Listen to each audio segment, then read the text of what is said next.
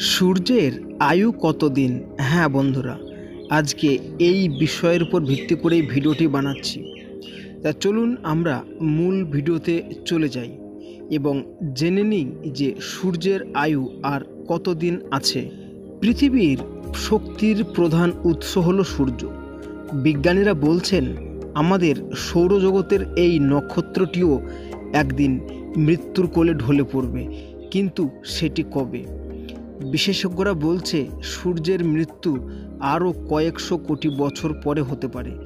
মার্কিন মহাকাশ গবেষণা নাসা জানাচ্ছে বর্তমানে পৃথিবীর বছর প্রায় 400 কোটির বেশি, আর সূর্যের মতো গ্রহগুলো 900 থেকে 1000 কোটি বছর পর্যন্ত স্থায়ী হয়। এই হিসাবে ধারণা করা হচ্ছে সূর্যের আরও 500 কোটি বছর পর মৃত্যু হবে। ওই সময় সূর্য একটি বিশাল লাল রঙের দানব নক্ষত্রে পরিণত হবে এবং সেটি হবে সূর্যের মৃত্যুর প্রাথমিক স্তর। এই স্তরে সূর্যের মধ্যভাগের অংশটি সংকুচিত হবে এবং বাইরের অংশটি অভিকর্ষ বল হারিয়ে নানান দিকে ছড়িয়ে পড়তে শুরু করবে।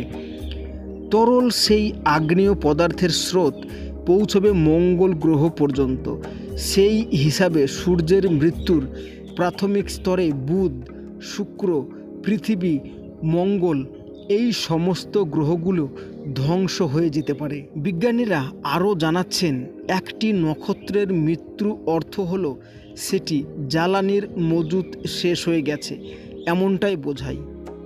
আর সূর্যের জ্বালানি হলো হাইড্রোজেন।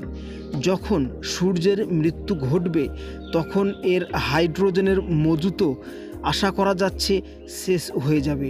যুক্তরাজ্যের ইউনিভার্সিটি অব ম্যানচেস্টার সূর্যের উদ্ভব ও পরিণতি সম্পর্কিত একটি গবেষণা প্রকাশ করা হয়েছিল 2018 সালে। সেই গবেষকের দল অন্যতম সদস্য এবং পদার্থবিদ অ্যালবার্ট জিজ লস্ট এ সম্পর্কে বলেন, যখন একটি তারার মৃত্যু ঘটে সে সময় সেটি থেকে বিপুল গ্যাস ও বস্তুকণা নির্গত হয়ে মহাকাশে ছড়িয়ে পড়তে থাকে। তো ভয়ের কোনো কারণ নেই। বিজ্ঞানীরা তো জানিয়ে দিলেন যে সূর্যের মৃত্যু আরও কয়েকশো কোটি বছর পরে হতে পারে, তবে হবে এটা কিন্তু নিশ্চিত নয়। হতে পারে এই কথাটা কিন্তু উল্লেখ করা আছে। তো আজকে এই তথ্যমূলক ভিডিওটি কেমন লাগলো আপনাদের অবশ্যই কমেন্ট করে জানাবেন। আর এই ধরনের ভিডিও দেখতে হলে অবশ্যই চ্যানেল। বন্ধুরা, আবারও দেখা হবে এই ধরনের আপডেট নিয়ে। ততক্ষণ পর্যন্ত সবাই ভালো থাকবেন এবং সুস্থ থাকবেন।